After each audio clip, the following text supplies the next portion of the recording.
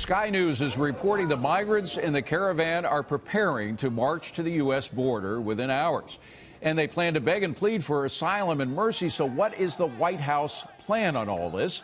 Brian Yennis is live in West Palm Beach near the president's Mar-a-Lago residence. Hi, Brian.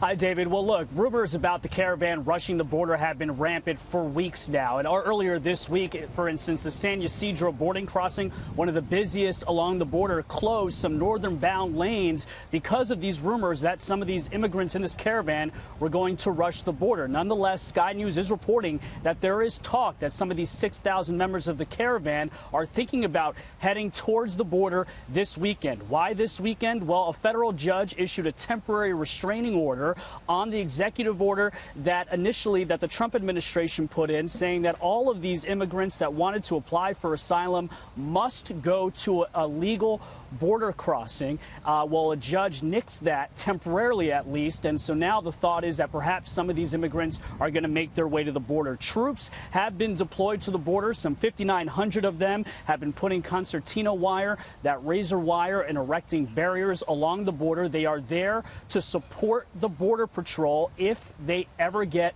overwhelmed. In fact, the Chief of Staff for the White House, John Kelly, authorized lethal force for these troops to use it if they need it. In the memo saying, quote, a show or use of force, including lethal force where necessary, crowd control, temporary detention, and cursory search. The memo went on to say the deployed military personnel shall not, without further direction from you, conduct traditional civilian law enforcement activities such as arrest, search, and seizure in connection with the enforcement of the laws. So General Jim Mattis explained that these troops, they are not armed. They are here at the border. They're putting down the wire, and they are not actually even supposed to make any arrests. If they do detain an immigrant, they are to hand over that immigrant over to local police so that they do not violate federal law. Earlier this week on Thanksgiving Day, President Trump said that he is actually willing to shut down the entire border if this Caravan situation doesn't get handled quickly.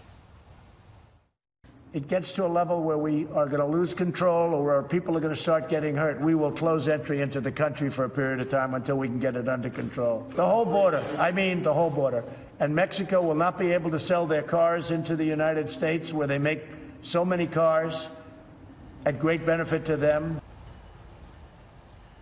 The mayor of Tijuana, where the majority of the Caravan is right now, more than 5,000 people, many of them women and children, saying that they're fleeing poverty and violence, are in Tijuana. And the mayor there has declared a humanitarian crisis, saying they just can't they don't know what to do with all of these folks. And frankly, David, they could be there for months, given the lines that are at these border crossings and the asylum process. It could be months, and these people don't have anywhere to go. They can't go back to Honduras, and they're not allowed to come into the United States. So that is why the Tijuana mayor is concerned.